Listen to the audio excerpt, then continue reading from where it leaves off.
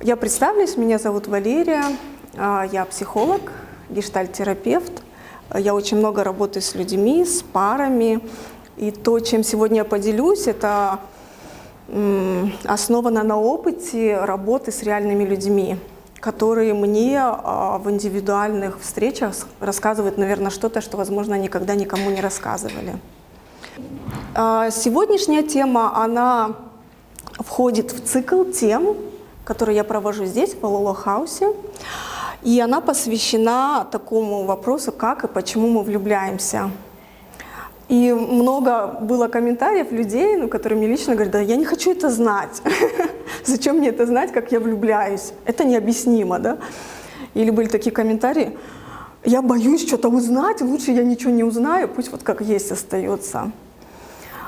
Вот какая-то это такая тема очень щепетильная, поэтому, на мой взгляд, вы очень смелые, что сегодня пришли и решили все-таки что-то узнать. Потому что действительно, как ни странно, есть вещи, которые, правда, мы не знаем в этой сфере, а есть вещи, которые можно определить. Ну, можно определить из опыта, да. И я их вывела из того, как люди рассказывали, да, вот про своих актуальных партнеров, как они с ними познакомились, на что они отреагировали, когда встретили этих людей. И я хотела бы начать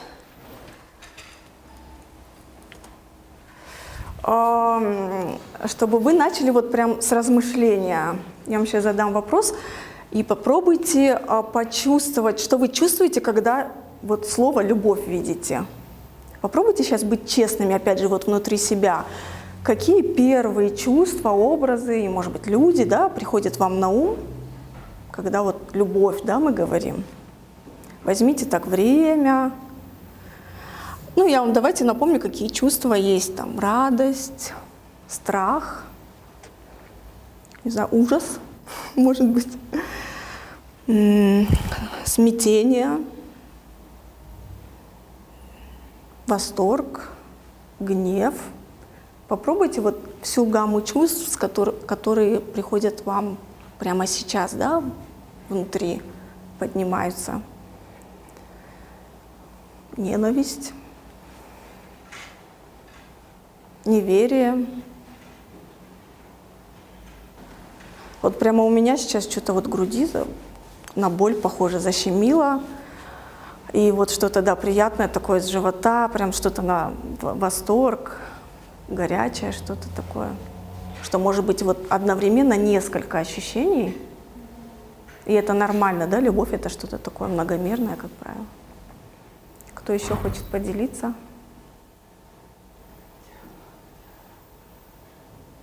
Угу. Продолжим. Теперь попробуйте, ну так, как-то прислушаться тоже к себе. Вам знакомы эти ощущения? Ну так вот. Как долго вы их знаете, да, вот. Потому что любовь — это такая, очень базовая, серьезная вещь. Насколько они приятны или неприятны? Или, может быть, часть из них приятная, а часть такая какая-то колючая, скрипучая. И что еще напоминает? Ну, вот кто еще, кроме, вот, может быть, ваших актуальных, любимых или прошлых, кто еще всплывает, с кем еще связаны эти ощущения? В вашем опыте попробуйте так вот прям опыт более целостно жизненный взять. Друзья. Ага, хорошо. Какие-то друзья, важные друзья, да, с которыми? Угу. Угу. Кто именно близкие люди? Ага.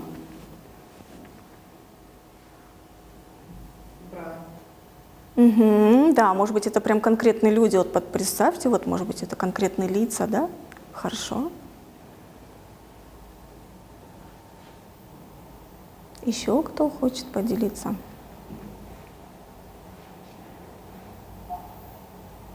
Попробуйте быть открытыми. Может быть, это, не знаю, тренер из футбольной команды в 5 классе, да? Вот это ощущение или вот эти люди, да, с которыми это ощущение было, так или иначе связано, или какая-нибудь учительница по музыке, 15 лет назад. Ну да, это правда, это могут быть какие-то, как правило, очень базовые, важные люди, с которыми очень разные чувства, или, может быть, их сейчас нету, да, что вот это люди, которые повлияли на нас, которые свой кирпичик вложили в то, как мы это стали понимать. Угу. Спасибо, что развернули. Ну и я вот это такой небольшой эксперимент мы сделали к тому, да, что вот образ любви, он очень сильно основан на опыте базовых отношений. В первую очередь это отношения с родителями или отношения с людьми, которые непосредственно принимали участие в нашем воспитании, с которыми мы провели какую-то часть своей жизни. Вот в нашей культуре это может быть бабушка или дедушка, да, вот часто. Ну и попробуйте сейчас вот повспоминать вот именно вот этих людей, которые вот из таких основных отношений. Кто они были, сколько таких людей у вас там, может быть, родители, папа, мама и дедушка, да, или бабушка и папа. Вот родители, которые большую роль приняли в вашем взрослении, воспитании.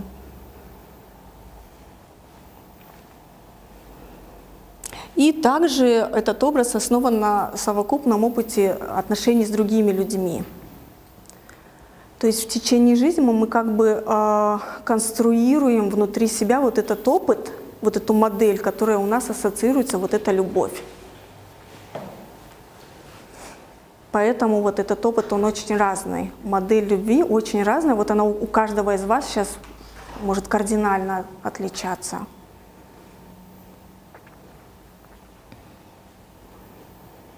Что-то еще вспомнилось вам вот из ваших базовых отношений? Ну, кто-то представился, да, наверное? Как сейчас ваша гамма чувств изменилась? Какие они стали? Интересно, что бывает так, что вот этот опыт базовых отношений, он какой-то, ну, достаточно гармоничный, такой поддерживающий, да, или такой приятный, а бывает так, что это не очень приятный опыт был, или там очень сложный, или конфликтный, да, или, не знаю, какой-то оценивающий, может быть.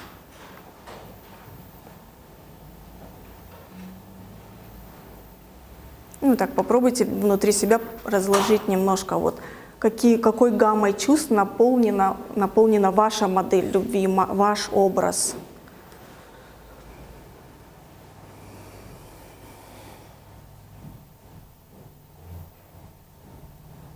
Кто-нибудь хочет поделиться? Можно там не вдаваться в подробности, если не хотите. У меня другие ассоциации. Ага, какие? Уважение, забота. Хорошо, да. Хорошие слова. Ответственность, да, сейчас, ну, вот это тоже новое. Понимание, Угу. принятие. Угу. Приятные чувства, значит, сейчас, да, в основном? Угу. Спасибо.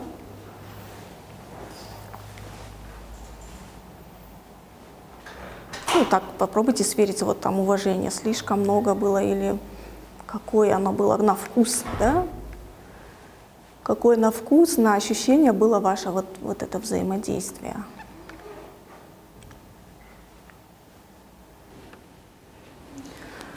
Ну, и это такая дополняющая, да, картинка к тому, что мы состоим или включаем в себя вот этих людей, да, вот семью и общество, которые как-то повлияли. И мы были в отношениях с этими людьми, и это стало нашим образом отношений. Ну, у меня такой еще вопрос дополнительный. Вот к тому образу, который у вас сейчас возник, такому сборному, есть ли что-то еще, что вы хотели бы туда добавить? Может быть, есть вот какое-то чувство, которого вам не хватало, может быть, или вы выросли и поняли, что я вот хочу еще вот это туда, в суп любви, да, замесить. Есть ли что-то?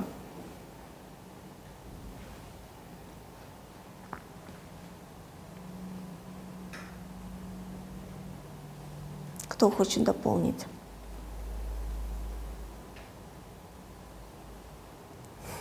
Взаимность. Ага. Отношение, уважение было в одну сторону, да? С вашей стороны. Взаимности. Что это значит? Глубины какой-то? Ну да. Глубины чувства? Больше отклика, да, чтобы было? Угу. Хорошо. А какого именно отклика? Там, внимательности, тепла.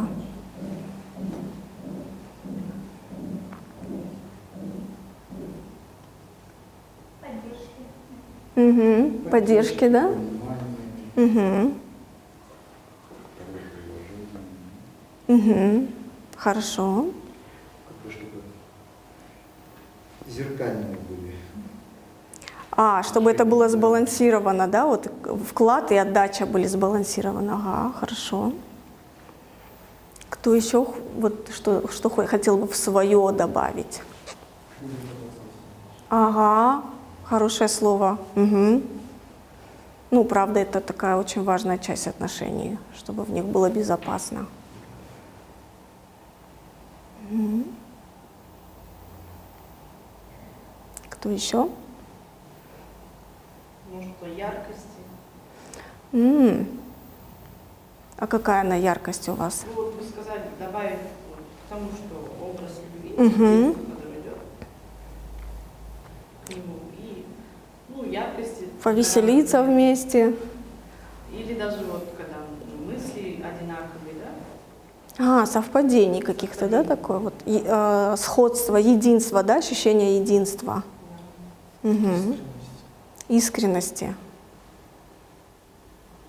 Такие важные все вещи отмечайте. Хорошо. Я вам предлагаю вот прям записать сейчас, что, на ваш взгляд, вот ваш коктейль. Ага, хорошо. Хорошо, хорошо. Вам надо? Вы прям подготовленные, молодцы. Попробуйте записать, там вот что уже есть, да, в ваших ощущениях, в вашем опыте. И что вы хотели бы, чего, может быть, не так много есть, но вы хотели бы добавить. Сколько там составляющих у вас получается? Мне вот очень понравилось про искренность. Наверное, это что-то про мой опыт тоже, что я люблю искренность, и вот в каких-то отношениях мне этого не хватало. Я так как-то, Еще в каких-то базовых отношениях мне не хватало вот такого побалдеть вместе.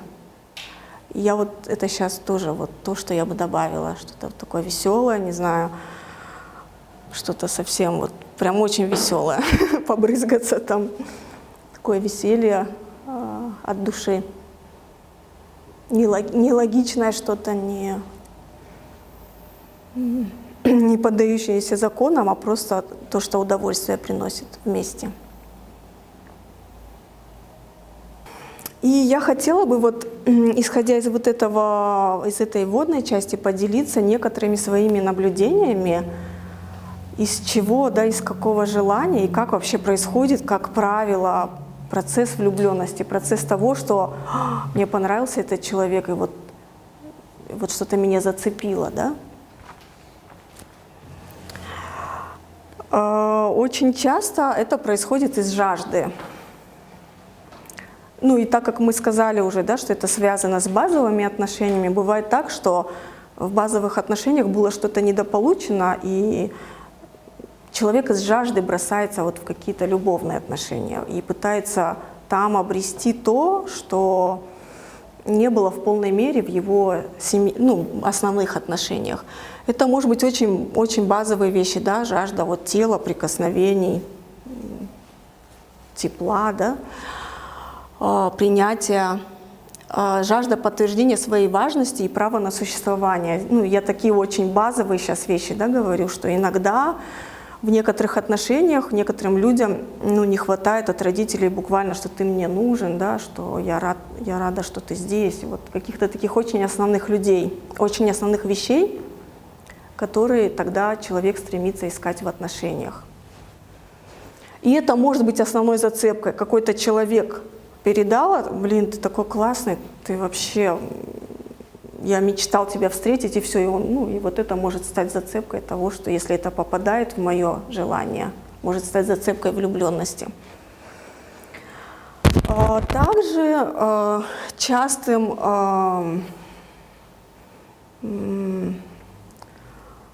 как сказать, частым случаем влюбления, да, может стать вот это желание или этот поиск защиты. Мне встретился человек, который, ну, невероятную безопасность передает. Вот такой он какой-то большой, безопасный, и вот на этой базе может появиться тоже ощущение любви. Вот это то, что я искала, например. Ну и хоп, и вот я вот бах, и влюбилась. И это вот, да, тоже одна из таких базовых потребностей: безопасность, опора, поддержка, надежность, стабильность. Если вот какой-то есть в этом какой-то недостаток, очень вероятно, что влюбленность произойдет с таким человеком, или когда я встречу такое ощущение. Еще одним вариантом влюбленности, они могут быть скомбинированы, да, это я так условно их отделила, это может быть несколько вещей или потребностей важных, которые совпали в одном человеке. Желание вырваться. Такое часто происходит, вот, когда человек из семьи, где было слишком много рамок, установок, встречает человека, который «пойдем бежать по траве навстречу свету», да, или навстречу солнцу. И он может тоже влюбиться: «Вау, у меня этого не было, я очень всегда этого хотел, и наконец-то я это встретил». И вот это желание или потребность, она такая, да, очень тоже человеческая, потребность в легкости, в комфорте, в естественности. Да, вот вырваться из правил, это значит, блин, наконец-то с этим человеком я могу быть такой, какой я есть. Я могу быть вот таким непосредственным. И это может стать тоже вот... Да, может сработать для связывания. Еще один случай влюбленности – это такое вот ожидание чуда. Это когда человек встретил другого человека, который ему вот прям что-то наобещал или создает какую-то сказку вокруг. Так часто психопаты, кстати, делают. Ну или какие-то люди, социопаты, которые умеют создать сказку, и многие на это вот очень хорошо реагируют. Если, может быть, вы замечали в себе такое, да, вот что вам хочется, вот на этом все основано, вот эти все истории про принцев, да, которые вот приехал на белом коне, и вот он тебе сейчас создаст какое-то вот царство, и ты будешь там править, или там придет какая-то женщина, которая решит все твои проблемы, да, вот в случае мужчин, что это что-то такое, что мне хочется получить без усилий. И тогда, встретив такого человека, который, по крайней мере, делает вид, что он вот такой вот все организует, все сделает, и все это красиво, если это попадает вот в это желание, ну вот такое, да, тогда тоже возможно и вероятно влюбленность. Ну, это какая-то, может быть, такая личностная особенность, да, или что-то тоже происходило в базовых отношениях, что они, возможно, ну, это, как правило, в случае, может быть, сложностей каких-то сильных в основных отношениях, в семье, да, родительской, что человек создал себе фантазийный мир, вот какая-то сложность в реальности ему жить. Он создал фантазийный мир, и в этом фантазийном мире ждет какого-то, да, сказочного персонажа. И если кто-то попадается похожий, тогда он вот, ну, воспринимает это как любовь. Ну и вот такая еще, да, причина очень типичная в нашем сообществе. Ну, она всегда происходит в традиционных сообществах, что так надо. Вот вначале девушка из телевидения говорила: когда надо влюбляться, скажите мне точный возраст, когда надо влюбиться. Скажите мне точный возраст, в каком возрасте надо влюбляться в нашем сообществе, с учетом вот нашего сообщества, да? То есть в традиционных сообществах очень вот эта сильная попытка, ну, любовь и создание брака в определенные правила и формулы да, вставить. И, ну, и в этом, опять же, нет ничего плохого. Вот люди, когда они долго выживали, им надо было, чтобы были правила, чтобы быстренько люди поженились, нарожали людей, быстренько поженились, нарожали людей, чтобы род продолжался. То есть цель была, чтобы род не прекращал, да, свое существование. И тогда тут скорее вот даже речь уже не о влюбленности, а о том, что вот установка «так надо» может способствовать соединению, да, двух людей. Ну, вроде неплохая девушка, вроде неплохой парень, там, машина есть, хорошо зарабатывает. Не с целью там покритиковать, да, а скорее, что вот иногда бывает так, что давление групповое гораздо сильнее личных желаний. И это тоже может быть такая реальность. Ну да, страх перечить. А также это может быть какая-то индивидуальная вера, что счастье зависит от правил и факторов.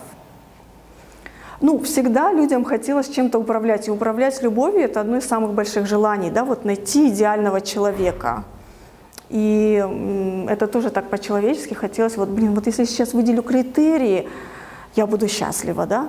Вот если я сейчас их опишу, пропишу, галочки поставлю, вот, ну вот у меня должно все получиться. Вот это вот желание вот управлять, контролировать и, как сказать, подчинить правилам, оно может стать тоже базой для того, как я ищу партнера. И это такое, да, тоже вот ожидание, что вот от каких-то критериев, если он богатый, знаменитый или там что-то есть, да, какие-то материальные ценности, что вот должна случиться любовь тогда. Иногда срабатывает, иногда не срабатывает. Я вот скорее, да, здесь это как один из частных случаев того, как может происходить вот, да, соединение мужчины и женщины. Ну и вот еще один, да, частный случай, что наконец я там влюбляюсь из готовности, да. Это происходит, на мой взгляд, в минимальном количестве случаев. Вот в предыдущей версии происходит чаще. Из готовности быть собой и быть с другим, там, давать и принимать, проходить трудности, создавать, договариваться, развиваться. Этот случай, наверное, про то, когда я как человек достаточно созрел, и я вот осознанно хочу там завести семью, хочу разделять с любимым человеком что-то, хочу детей там, да, завести. И вот здесь опять же, да, тоже нету возрастных критериев или каких-то вот таких индикаторов. Это скорее критерий такой, что я вступаю в отношения не из-за того, что я хочу за кого-то ухватиться или что-то реализовать важное для меня, или какую-то идею свою реализовать, да.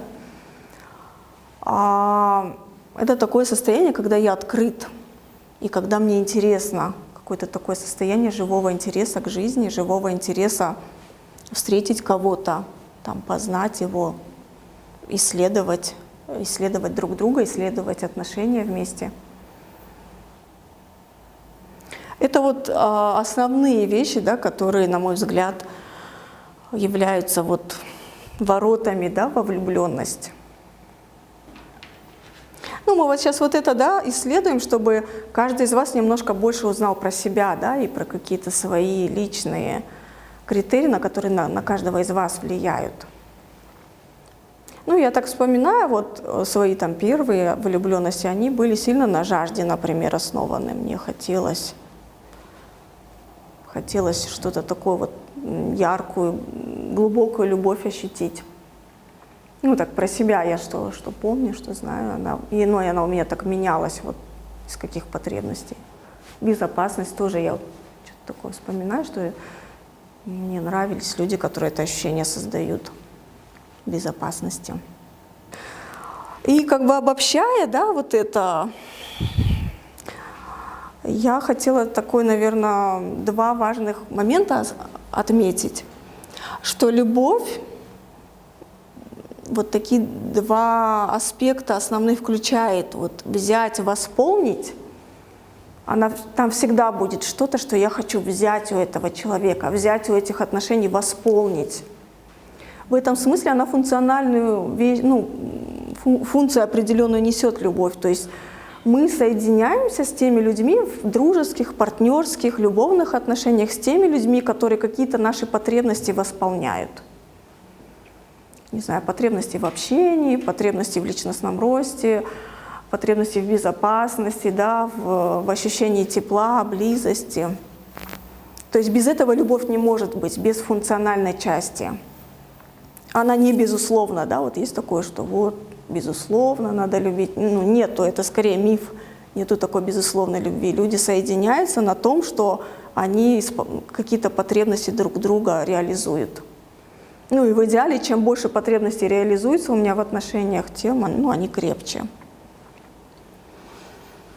И я недавно смотрела одно видео, мне понравилось, там такой старичок седовласый рассуждал о любви, и он говорил, вот эта любовь у большинства людей с функциональной, да, точки зрения, она такая, вот я люблю рыбу, да, кушать, я ее убил, спотрошил, разрезал, пожарил и съел.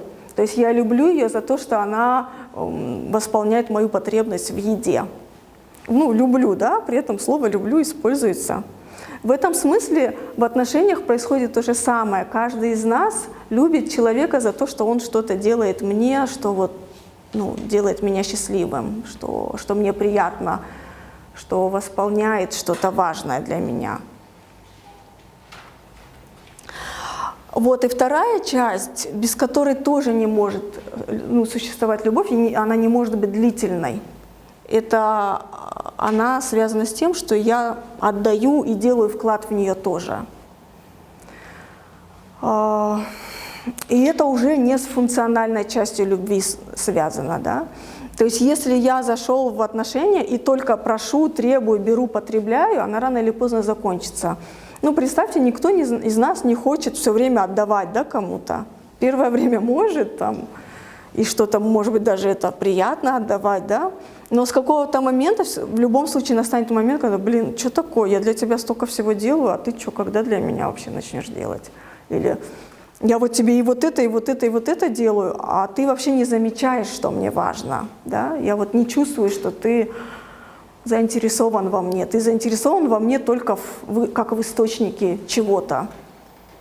То есть если вот эта часть становится огромной или вообще единственной, тогда это скорее становится не любовь, это в одну сторону, да? Я только беру, хочу, наполняю, заполняю, что-то делаю с помощью этого человека. Для меня как функция, как материал становится. Как? Да. В общем-то, с одной стороны, этого много тоже в традиционных отношениях, например, от женщины ожидается, что она будет готовить, убирать, да, детей воспитывать, за хозяйством следить, за огородом, и что-то такое, да. А от мужчины, что он деньги зарабатывать, такие вот функции, они более определены, да. И с одной стороны, в этом нет ничего плохого, но с другой стороны, когда человек вступает в брак только ради того, чтобы его обслужили, например, тогда вот здесь вот уже происходит, что мужчина что-то делает, например, а женщина нет, или наоборот. То есть кто-то функциональную часть несет, а второй нет.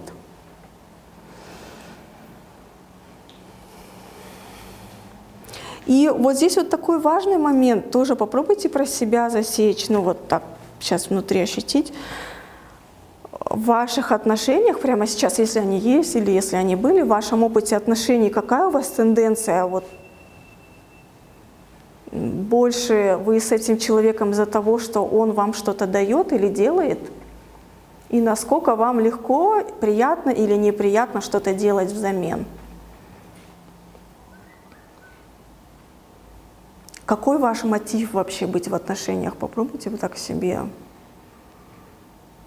Я буду счастлив только если его встречу, да, например. Или, не знаю, я наконец-то финансовую ношу с себя сниму, да. Какой вот ваш основной мотив? Или я сексуальную функцию буду, да, удовлетворять через отношения. И вот этот же седовласый старичок, он вот, рассказав про рыбу, он сказал про вторую часть, да, что вот эта вторая часть любви, которая про отдачу, да, она про то, что мне просто хорошо с этим человеком. Не потому, что он функцию выполняет, не потому, что она пол помыла, да, или муж деньги принес, да, а потому что как-то необъяснимо просто хорошо. и там хорошо время проводить, хорошо быть вместе. Я хочу что-то сделать тоже для него, позаботиться, быть внимательным. Я хочу какой-то вклад, я хочу дров подкинуть, да, тоже вот, чтобы поддерживать наше взаимодействие. Насколько у вас вот эта часть есть? Да, есть такое. Ну, правда, влюбленность, она такое сильная, да. Я про стадии говорила в прошлый раз тоже, что действительно есть такой момент, что на влюбленности там больше хочется отдавать, сливаться. Ты любишь яблоки, я люблю яблоки, да? Ну, правда, вот она такая очень слиянческая стадия, такая вот очень сближающая, да, и там, как правило, проблем, ну, не возникает, это уже чуть позже, да. Но, тем не менее, попробуйте заметить, вот каждый про себя, вот у вас тенденция личностная больше отдавать и вкладываться, и тащить, допустим, на себе отношения, да, либо больше брать и ожидать, что партнер сделает что-то мне. Ну, вот так, с какими-то ожиданиями и требованиями к нему быть. И так функционально его воспринимать, как какую-то функцию, приносящую деньги, или обслуживающую, или жилетка для плакания, да, вот. Ну, он, правда, не может быть постоянным каким-то, да, вот этот баланс, он может периодически то в одну, то в другую сторону сдвигаться, это нормально. Тут скорее вот интересно, как вы каждый имеете с этим дело. Ну, я вот помню про себя, мне хотелось первое время вот каких-то конкретных вещей от людей, в которых я влюблялась. Мне ужасно хотелось, чтобы вот мой парень восхищался, например. Я прям, блин, а что, я сейчас некрасивая, что ли, сегодня? Мне вот чего-то, я вот ожидала от него, что он будет как-то ко мне относиться. Или мне хотелось, чтобы он там замечал какие-то вещи и делал без слов. Ну, заметил, что мне там грустно или мне там весело. Как-то мои желания считывал, угадывал и делал. Я вот помню, что я вначале функционально больше относилась. А потом я такая, для меня каким-то открытием даже было в какой-то момент, что человек существует не для того, чтобы делать только мне хорошо. Ну, в юности это было каким-то открытием для меня. И для меня заняло время какое-то научиться тому, чтобы замечать, а что важно ему, или какие потребности важны для него. Ну, у меня были даже вот парни, которые говорят, а ты вообще знаешь, что мне нравится? Я вот очень хорошо знаю, что тебе нравится, а что мне нравится, ты знаешь? И я такая,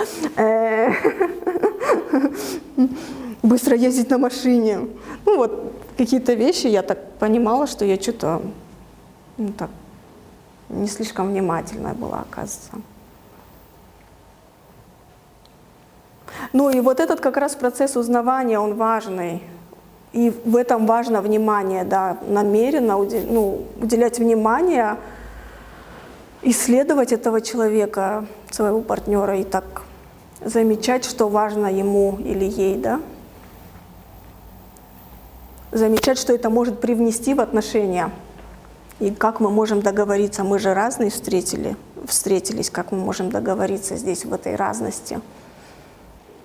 Я хотела еще вот несколько моментов отметить, с которыми я часто сталкивалась, про то, что любовь и отношения, их степень зрелости любви очень сильно зависит от степени зрелости личностной каждого человека. То есть я могу быть взрослой тетенькой, да, или там взрослой дяденькой, да, а потребности остались какие-то вот еще не восполненные с детства. Такое встречается, да. Блин, хочу, чтобы жена вот меня обслужила, погладила так вот, позаботился обо мне, когда я болею, да. Вот какая-то такая потребность может быть очень такая, детская даже. Или там у девушек, на ручки меня возьми, покачай, пожалуйста, назови моей девочкой там. Ну, в этом нет ничего плохого, но очень важно, насколько я сам умею свои потребности удовлетворять. Ну, чтобы любовь была зрелой, влюбленность в том числе, имеет смысл помочь себе личностно немножко вырасти, как бы, да, вырасти, я имею в виду, стать взрослее, научиться какие-то важные, многие вещи делать для себя самого. И тогда с партнером будет меньше таких ожиданий и требований. Требований чего-то, что я и так сам, как взрослый человек, могу и как бы должен для себя делать. Многие пары и большинство вообще любви, да, отношений, они разваливаются на том, что человек в ужасе обнаруживает: блин, она не выдерживает, что я вот ей жалуюсь на жизнь, она должна сидеть и терпеть, вот когда я ей жалуюсь на жизнь, ну там жилеткой работать, да. А партнер может не хотеть или не уметь делать что-то, что вам очень важно. Вот до какой-то степени может делать, а до какой-то не может, не должен психологом быть, да, или он может не знать просто чего-то. И поэтому многие вещи я могу себе дать сам, я могу развить в себе сам. И это очень большую роль, как ни странно, играет в отношениях часто, когда я вот не с партнера начинаю это тянуть, да, а делаю сам. Тогда для отношений больше пространства появляется. И взаимодействие основано на других вещах более взрослых, просто провести время вместе хорошо, или что-то новое сделать вместе, или что-то исследовать, какой-то деятельностью заняться. То есть, грубо говоря, не мамой и папой друг для друга быть, да, а уже двигаться дальше и развиваться. И для этого я вам хотела вот такой вопрос задать. Где и как, вот вы писали, да, какие-то вещи, помните, что вот что-то, что вы уже знаете, чувствуете, понимаете про отношения, что-то уже есть в вашем опыте, а что-то вы хотели бы добавить, помните, вы записывали? Попробуйте сейчас вот посмотреть на то, что вы записали, где и как вы можете это себе еще дать. Вот не только через отношения или любовь, а каким образом вот эти же ощущения или эти же вещи вы можете еще получить, найти сами для себя, обеспечить, организовать себе. То есть я скорее сейчас говорю о том, что часть из вот этих важных потребностей, они все важны, вот которые вы записали, да, они все важны, являются какими-то такими важными частями, которые сделают вас счастливыми или которые что-то важное для вас создают внутри. Их все можно организовывать самостоятельно для себя тоже. То есть как с кем-то, так и самим. Я вот насчет искренности, могут быть какие-то очень неожиданные вещи. Например, дети, они всегда искренни. Да, вот если потребность в искренности, можно поисследовать, где я это могу получить, как организовать. Так как для меня это тоже важно, я одно время очень много с детьми общалась. И вот эту часть, когда они чувствуют радость, они улыбаются, да, чувствуют злость, они злятся, мне вот этого очень хотелось опыта, и я прям кайфовала с детьми. Где еще, какие идеи? Вот здесь вот такая очень важная часть, как вы включаете какой-то творческий поиск того, что может, восполняет какие-то важные вещи в вас. Мне вот, например, очень нравится, да, тактильность, обниматься, вот какие-то такие вещи. И когда мой муж занят или, не знаю, чем-то другим увлечен, мне нравится в спа, например, ходить. Я люблю вот все, что связано с вот этими процедурами, с теплой водой, с разнообразием тактильных ощущений. Мне сильно это помогает, эту потребность уже восполнять. Вместо того, чтобы требовать от него, например, все время. Часть он может какую-то восполнить, а часть я могу сама себе организовать. То есть не пытаться все через партнера сделать, а частично через любовь к себе, да. Потом мне нравится ощущение свободы, и мне это дает, не знаю, я петь люблю, мне дает это ощущение свободы. Кричать в горах я люблю, я это делаю иногда. Я люблю на велосипеде кататься. Я вообще очень много знаю про себя, что я прям знаю по направлениям, что я делаю, когда у меня определенные ощущения. Я вам предлагаю какую-то такую для себя тоже копилку создать. Что я делаю, что мне помогает в определенных состояниях добиться какого-то желаемого ощущения внутри. Я люблю верховую езду, например, она мне дает потрясающее ощущение полета. И когда мне кажется, что я, где-то слишком ощущение стесненности, например, заработалась, засиделась, мне 3 часа там на воздухе и заново вот это ощущение полета. Или что еще мне важно? Я очень люблю слушать музыку иногда, когда мне очень грустно или тяжело, или мне сложно выйти из какого-то тяжелого состояния. А оно у меня иногда бывает в силу моей профессии. Я с очень сложными случаями или судьбами, да, иногда работаю. Мне очень помогает музыка. У меня вот здесь прям есть на телефоне песни, от которых мне становится хорошо внутри. И я могу прям даже в перерывах между работой там потанцевать прям в офисе или там послушать, ну, и мне вот другое состояние создает. И очень интересно все равно про вас, что еще есть, какие вещи, которые вы знаете про себя. Ну, мне тоже интересно, может быть, я что-то себе возьму из того, что вы сейчас скажете. Что создает в вас какие-то вот ощущения, которые вам важны, приятны, нравится. На самом деле я тоже вот искала даже информацию, когда про влюбленность, там оказывается доказано, что влюбленность, например, и познавательная деятельность исследовательская активизирует одни и те же участки мозга, поэтому это правда, это невероятно захватывает, заниматься любимым делом или что-то познавать, делать то, что по-настоящему нравится. По сути, это в достаточно большой степени тоже счастливым делает и вот так. Наполнить, да. Ну, если это перебор, может быть зависимости, да? А так это такая нормальная человеческая деятельность и желание. Ну, вы можете, вот придя домой, даже вот, не знаю, список какой-то для себя составить или составить для себя такой набор, ну, инструментов, как-то звучит странно, да? Набор способов сделать себя счастливым, да, или набор способов создать в себе какие-то состояния. И можете прям подумать и позамечать, может быть, есть что-то, что вы, ну, так не придавали значения, а оказывается, это является, не знаю, печь там печенье. Вроде какая-то простая, вроде вещь, а что-то она дает вам очень важное в жизни. Потому что самые важные потребности базовые, они удовлетворяются простыми вещами. Очень-очень простыми.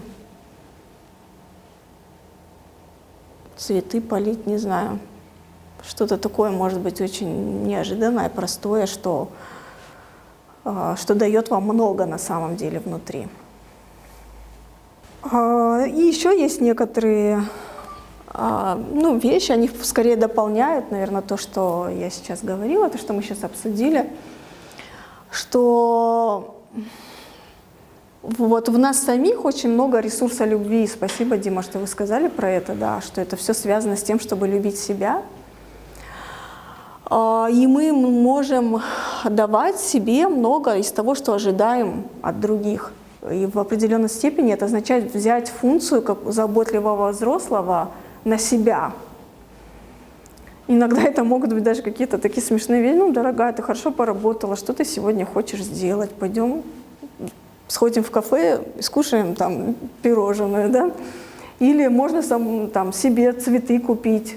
То есть можно вот так попробовать к себе заботливо и с любовью относиться.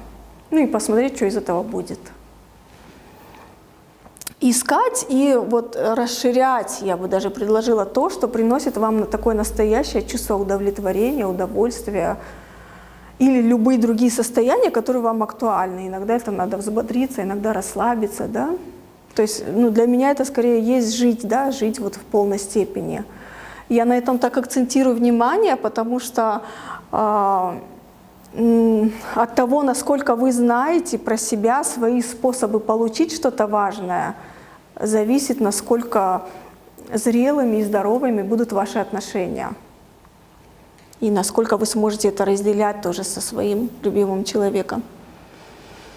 Ну и сюда также относятся какие-то вещи, связанные со здоровьем, с профессиональным развитием и с интересами другими. Ну, то есть тоже часто так случается, что если человек чересчур сконцентрирован на отношениях или на предмете любви, или на поиске любви, это не всегда приводит к качественным отношениям на самом деле.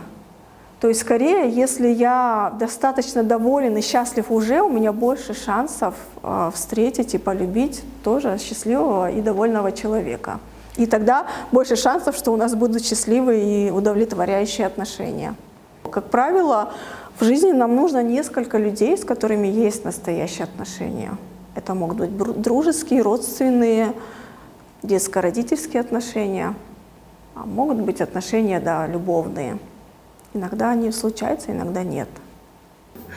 Я скорее про то, что вот эта зацикленность вот найти кого-то или зацикленность на ком-то, она может даже отвлечь иногда от того, что я вообще, почему мне это так важно,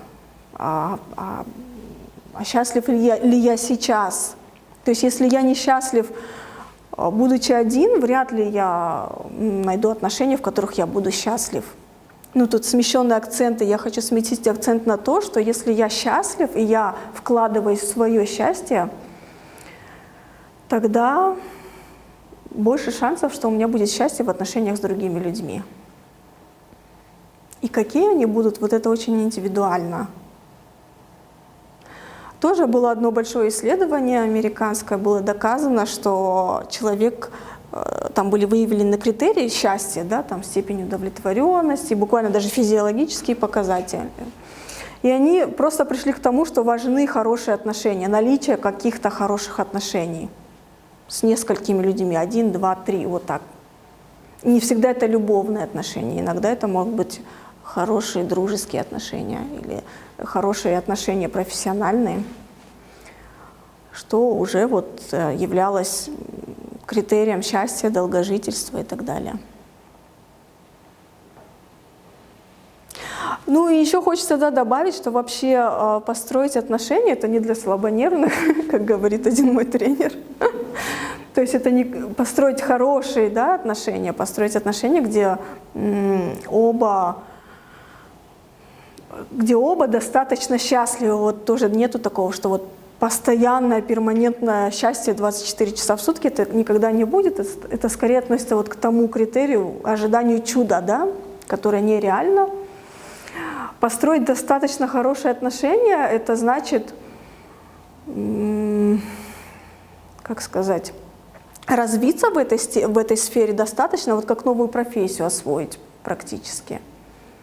Это значит, да, исследовать этого человека, согласовывать что-то вместе, строить, пройти определенный путь, где там все будет. Но вот эта вещь, на мой взгляд, важная, насколько я сам счастлив, насколько я могу сам себе счастье организовать.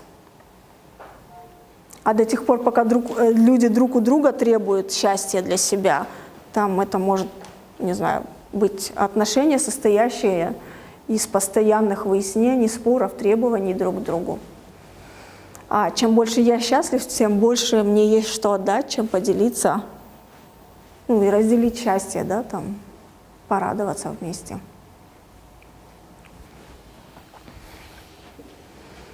Ну, то есть вот это, на мой взгляд, базовая вещь для хороших отношений, для потенциально хороших отношений.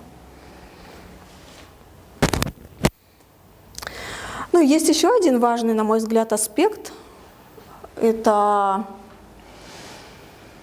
в некоторых случаях имеет смысл, разобраться или с чем-то смириться, может быть, в плане отношений с родителями, с родственниками, прийти к какому-то перемирию внутри себя. Ну, то есть, когда мы становимся взрослыми, мы отделяемся от родителей. Мы могли что-то от них получить, что-то не получить. И тут скорее важно, что и когда я становлюсь взрослой, я могу для себя сделать выбор, ну, то есть продолжать что-то ожидать, требовать от родителей, винить их, что они мне что-то не додали, да, там, либо начать свою жизнь и начать организовывать сам себе свое собственное счастье. И там искать или брать, расширять свои способы быть счастливым. Ну, уже не зависеть в этом смысле от ожиданий от родителей. Ну и интересно, что когда я становлюсь взрослым, и когда мои ожидания уже связаны с моей властью, что и у меня власть в моей жизни делать то, что я хочу. Я уже ни от кого больше не завишу. Ну, там, в детстве, может быть, зависел, да? А сейчас уже я могу создавать или делать с людьми, в отношениях с ними что-то другое. Ну, и это может влиять тоже на отношения с родителями в положительном ключе, когда я уже благодарен им за то, что было, и там, не обвиняю, не требую, ну, как есть, как они смогли, как получилось. Что поделаешь. Сейчас я уже сам многое могу. И вот этот момент, да, он помогает перестать видеть или пытаться найти родителя в своем партнере. То есть пока я не отделился от ожидания от своих родителей, я буду ожидать или требовать это от своего партнера. Ну, так часто происходит. Ну, и это непростой путь. Я сейчас об этом говорю, как будто это звучит легко. На самом деле это иногда не очень легко, что скорее вам предлагаю обратить на это внимание сейчас.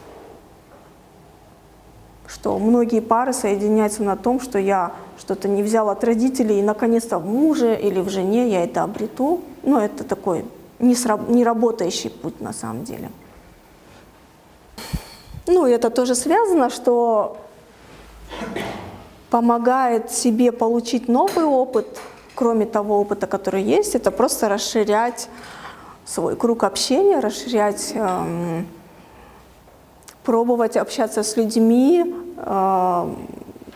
с которыми, может быть, что-то возникает, что вообще не было в опыте. Другими словами, это вот добавлять какие-то пазлы в свой опыт. Ну вот у меня есть такой опыт или есть такой образ, что такое любовь, да, или какими должны быть отношения. А общаясь с разными людьми, о, ничего себе, оказывается, вот так еще может быть, или вот так, да, или о, еще вот так в отношениях может быть. То есть таким образом я свой опыт добавляю. В этом смысле получается это так, что наша модель и наш вот этот суп, да, любви, который мы вот описывали вначале, он формируется и строится всю жизнь, дополняется. И мы, опять же, можем играть активную роль в этом. Насколько мы активны, насколько мы делаем шаги к людям, с которыми нам непривычно, может быть, общаться, но интересно. Насколько мы открыты новому опыту. И тогда это вот повлияет на вот это, на наш привычный, может быть, какой-то привычную структуру или привычное ожидание. Мне вот тоже в работе с людьми многие люди говорили, и вот я привыкла, что вот у родителей видеть такой образ отношений. Они не обнимались, например, никогда. Ну, так, я думаю, в советское время или там были, ну, каждый, да, какие-то сложные времена прошел. Или в традиционных семьях не принято обниматься, да. И человек говорит, и я вот тоже не буду обниматься. Вот мои родители не обнимаются, я вообще никогда этого не видела, чтобы они там нежность друг к другу проявляли. Я не знаю, как это делать. Но это нормальный такой момент, что у меня как бы нету этого в опыте, да. Вот пазл отсутствует. Но я могу наблюдать другие какие-то отношения или сообщества, где это происходит, где это нормально. Я могу, как вот в компьютере, да, эту программу или какой-то, как сказать, апгрейд сделать, да, своей системе опыта. Иногда, вот я помню, я какие-то вещи в фильмах или через общение там с людьми из разных культур я добирала тоже что-то там про женскую активность. Мне было важно в какой-то момент, боялась я что-то сделать решительное. Я общалась с людьми или смотрела, как они это делают. Ой, да, еще и так можно, ух ты, и так можно. Мне так интересно, какие вы тоже способы, может быть, свои найдете, как вот расширить или добавить свое представление. И действительно, это так здорово, что наш мир сейчас такой открытый. Вот, да, Колобек сказал про интернет, про кучу возможностей. У нас миллион каналов, как добавить недостающие пазлы или отсутствующие в наш опыт. В этом смысле, по-моему, это здорово. И я как-то, понимая это, с таким пониманием отношусь. Мне это помогает с пониманием к родителям относиться, которые были в достаточно сильном информационном вакууме, да, или там они не знали, к кому обратиться, когда им плохо, да. То есть сейчас миллион возможностей обратиться за помощью, собрать для себя недостающую информацию, познакомиться с людьми из других культур, что, по-моему, на мой взгляд, мы очень, очень счастливы даже из-за того, что есть эти возможности сейчас. И от нас требуется только определенная активность, чтобы пойти и взять это. Пойти и взять это, пережить это, поместить это в себя. Ну и еще вот такой момент, что какой бы у нас опыт не был в наших изначальных отношениях, мы можем научиться замечать что-то новое в других отношениях, да, замечать, удивляться, идти в какие-то места или к каким-то людям, где я что-то важное получаю. Ну и не игнорировать это, не считать, что это не важно или «ой, это случайно получилось». Вот обращать на это внимание, с какими людьми, при каких обстоятельствах мне вот как-то по-настоящему хорошо. И изначально это могут быть даже не люди противоположного пола. То есть вот я знаю, что люди, когда мне надо найти мою большую любовь, и они концентрируются, вот только мужчин вижу, да, например. А на самом деле какие-то вещи, которые могут дополнить и дать что-то важное нам, это могут быть дети, люди одинаково с нами пола, да, или, не знаю, животные, или какие-то обстоятельства, не знаю, танцы возле костра, что-то такое вообще с полом не связано, но которые дополняют и расширяют наш опыт, на основе которого потом мы уже можем там встретить кого-то и влюбиться, да.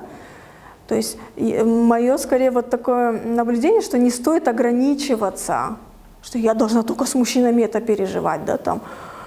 Только симпатичный мужчина, вот если я что-то такое почувствую, там, нежность к женщине, например, ну, нежность дружескую, не знаю, то есть какую-то палитру или что-то переживу, или к пожилому человеку, например, я сейчас очень люблю общаться с пожилыми людьми, у меня какая-то волна в жизни, и много нежности проживаю с пожилыми людьми. А раньше я думала так, мужчина должен проявлять ко мне нежность, ну, как-то хотелось от мужчины именно. А сейчас у меня много вариантов людей разного возраста, с которыми, ну, классно это, не знаю, пообниматься, чай попить, там, поговорить о чем-то. Ну, и для меня скорее было важно, например, это про себя заметить. Почему-то мне сейчас хочется с пожилыми людьми встречаться. Я там даже намеренно некоторым звонила, там, и вот так сидеть и просто слушать. Не знаю, что-то мне это дает сейчас. Классненькое.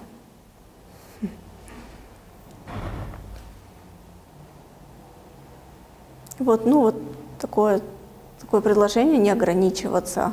Отношения, они такие многогранные, разные. И много вещей важных мы можем получить из разных отношений. Не только любовных и не только с одним единственным человеком. Скорее, вы можете не отказывать себе в удовольствии быть в отношениях с разными людьми, очень разными. И, может быть, неожиданных для вас каких-то. А вот от детей я сейчас как-то реже с детьми. Вот был период, когда мне с детьми хотелось прямо там нанюхаться, там, не знаю, кувыркаться с ними. Я что только, не знаю, в догонялки играла, я с мальчишками во дворе в футбол играла. А сейчас чего-то другого хочется, какое-то спокойствие, спокойного. Мне нравится, когда люди тихим голосом говорят сейчас. Ну, поэтому, наверное, мне к пожилым сейчас тянет. И я думаю, это тоже какой-то период, может быть, там дальше что-то другое будет, не знаю. Мне хочется подчеркнуть вот этот, да, момент вот этого чуда. Вот здесь вот чудо происходит, на мой взгляд, чудо человеческих отношений. Оно такое неожиданное бывает. и не зависеть ни от каких критериев, когда вдруг становится хорошо, и у каждого из нас появляется выбор, отдаться этому хорошо или, блин, мне нельзя, я серьезная тетенька, зачем я буду качаться на качелях, что обо мне подумают вообще. Или мне нельзя разговаривать с мужчиной, особенно если он красивый, а вдруг я в него влюблюсь, да, там. Ну, то есть для меня вот какие-то вещи — это скорее рискнуть и открыться какому-то опыту и что-то пережить. Я вот долгое время, мне казалось, что с мужчиной могут быть только любовные отношения, а сейчас у меня и партнерские отношения с мужчинами, и дружеские, и они невероятно много мне дают. И если бы я подумала, нет, с мужчинами я не подойду близко к мужчинам, вдруг это опасно будет, да, то я так представляю, ничего себе, я тогда лишилась бы вот такой большой части, классной, вкусной тоже, ну, другой, нелюбовной, да. Такое, как не хотелось бы, да? Хорошее наблюдение, правда, что вот это часто, на мой взгляд, с возрастом происходит, когда мы начинаем замечать, вот в юности она такая, мы вместе навсегда, пройдем все трудности вместе, а в зрелости у нас уже есть выбор замечать, с кем я хочу быть ближе, с кем дальше. И еще интересно, что с процессом личностного роста у нас могут измениться предпочтения. То есть иногда мы боимся потерять каких-то людей, или нам кажется, что надо дружить всю жизнь, а на самом деле в какой-то момент может смена окружения очень серьезная произойти. И в этом тоже, на мой взгляд, нет ничего страшного. Это значит, что мне интересно, может быть, уже что-то другое стало, или мне интересно другое качество отношений. Ну и это здорово, это тоже связано с любовью к себе, начинать замечать то, что хочу я это дальше терпеть или нет. Ну, мне нравится, что вот так человек делает, или не нравится. Это связано со свободой выбора. И когда я знаю, что я буду счастлив независимо ни от чего, тогда я могу более свободно выбирать и более так гибко варьировать. Да, это хороший момент, вот мы про него говорили, да, тоже про вот этот баланс. С человеком можно попытаться выяснить и так и сказать. Мы вот дальше на следующей лекции тоже там я буду много про это говорить, про конфликты она больше, но это про то, как я доношу свои желания и то, что мне нравится или не нравится в отношениях. То есть с человеком можно открыто обсуждать, слушай, ты замечаешь, я столько для тебя делаю, я не чувствую, что ты мне что-то взамен делаешь. Или по моим ощущениям, ну, у нас неравный вклад. И тогда уже тут начинает что-то происходить. Почему это так происходит? Человек может хотеть это обсуждать, может не хотеть, может быть не готовым, может начать, да не, нормально все, ты что там? Ну и тогда уже каждый принимает решение, почему этот человек меня не слышит, хочу я дальше ему что-то доказывать, или я хочу изменить формат отношений, дистанцию, да, или степень близости. Но важно сначала попытаться донести и обсудить, что для меня важно или не важно. Ну и это здорово, скорее всего, в первую очередь, что вы замечаете, что что-то не то. Вот важно не игнорировать свои чувства, что-то не то. По-моему, я не чувствую достаточного внимания, или я не чувствую, что вклад равнозначен. И отношения строятся на том, что каждый доносит свои желания и свои наблюдения. Вот это и есть строить отношения, это понимать про себя, замечать это и доносить другому, обсуждать, находить какие-то варианты решений. Если отношения важны, как правило, оба реагируют. Вот это основное, что я хотела сегодня сказать. Спасибо вам большое за такое плавное, неспешное участие. Мне интересно, как каждый раз рождается что-то новое. Буду рада быть на связи, приглашаю вас на следующие лекции и встречи.